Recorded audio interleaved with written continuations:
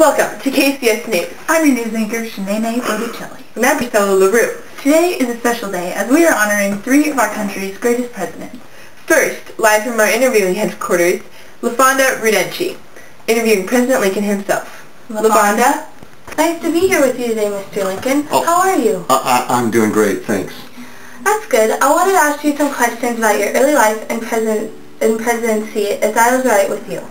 Shoot. Okay. So, my first question is, did you grow up in a very wealthy family as a child? No. In fact, we weren't wealthy at all.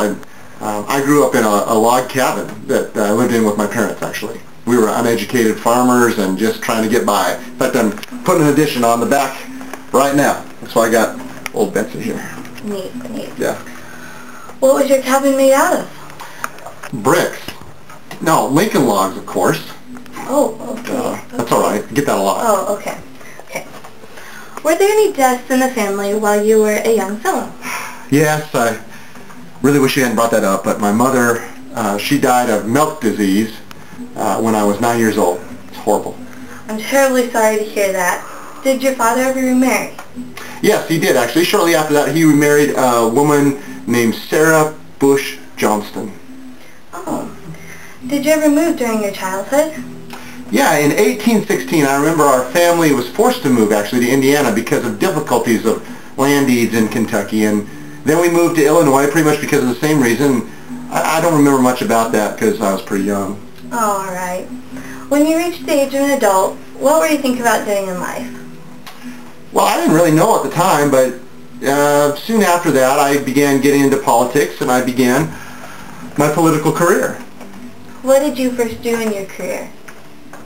Well, I became a member of the Whig Party in 1832. I'm sure you're familiar with them. And in 1834, I won the election to the state legislature, and then after that, I began to teach myself law. In 1837, I think it was, I moved to Springfield, Illinois, and became one of the well-respected and successful lawyers. Well, I'm glad to hear that, Mr. Lincoln.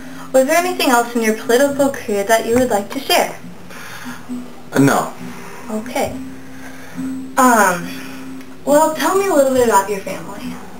My family, well, let me see. My wife's name is Mary Todd, and together we've had 4 sons. Oh, well, they must have been a joy growing up. Okay, moving on to the most important part, your presidency. Yeah. Well, why and how did you get to the highest office in the United States? Why? Because I guess God called me to that. And how? I don't know. I was nominated president, and then I was president. Well, that sounds great. Okay. Well, it was nice talking to you today, Mr. Lincoln. I'm sure it was. Thank you. You're welcome. Thanks, LaFonda. And now, a pre-recorded telephone interview between Shanae Botticelli and President John Quincy Adams. Today we have John Quincy Adams joining us for a phone interview. John? Yeah? Thank you for joining us today. Yeah. I just have a couple questions to ask you so we can learn a little bit about your history. Okay. I just have a couple questions for you today. The first one is, when and where were you born? I was born July 11th, 1767 in Braintree, Massachusetts. Oh, that's kind of a coincidence that you were born in Braintree and you were such a brilliant child. Yeah, I get that a lot. Okay. So what were you like as a child? I was stubborn, serious, patient and cranky, all the time. Kind of like I am now. Oh, I'm sorry. Did you ever have any fun as a child? No, not really. The most exciting time I had was when my mother and I watched the Battle of Bunker Hill from our rooftop. That was exciting. When I was 6 years of age, I remember writing my father a letter saying, "I have so far wasted my life away because I have been having way too much fun." So from then on, I got serious. I'm sorry. What was it like having your father as the President of the United States? It was hard at times because he was always away on business trips of some sort.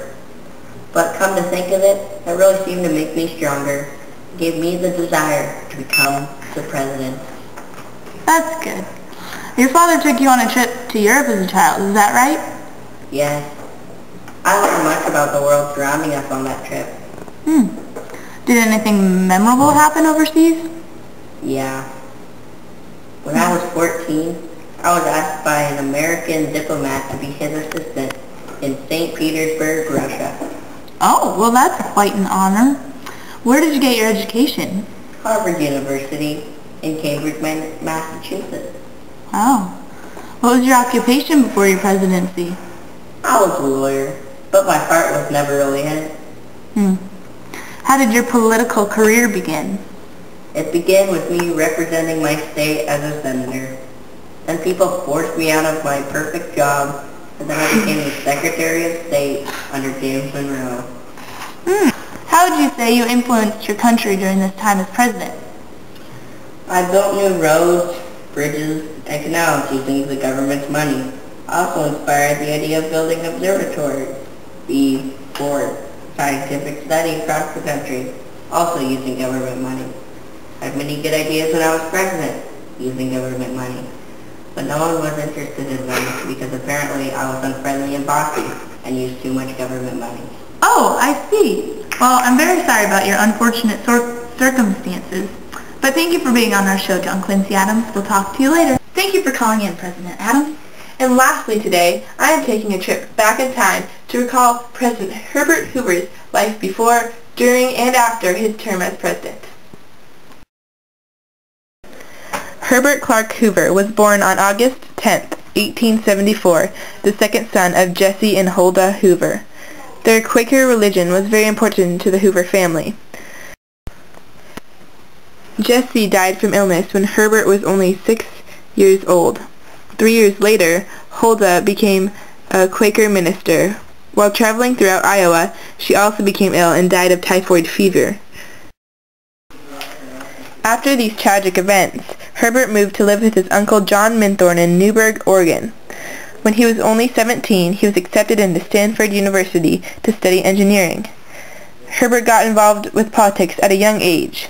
Between 1919 and 1921, he made 46 speeches and wrote over 50 magazine articles. In 1920, Warren G. Harding, the current president of the time, named him Secretary of Commerce. He ran for the presidency in 1928 and was inaugurated March 4, 1929. Being a strong Republican, he sought to reduce many taxes. All was going well until the stock market crashed on October 29, 1929. America had gone into a panic and banks ran out of money. This was the start of the Great Depression. Herbert tried helping with the Reconstruction Finance Corporation, which loaned money to the economy's vital businesses as well as to state and local governments. Democrat Franklin Delano Roosevelt easily beat Hoover in the 1932 election because he offered the New Deal, which gave immediate financial aid to Americans. After his 4 years in office were over, Herbert and his wife Lou moved back to their home in California. When FDR died, Harry S. Truman became president and selected Hoover to help Europeans in their time of need during World War II. Hoover died on October 20th, 1964, after leading an inspiring life, always staying true to his family, his faith, and his country. That's all for today. I'm Priscilla LaRue. And I'm Shanae Botticelli. Thanks for joining us. Good night.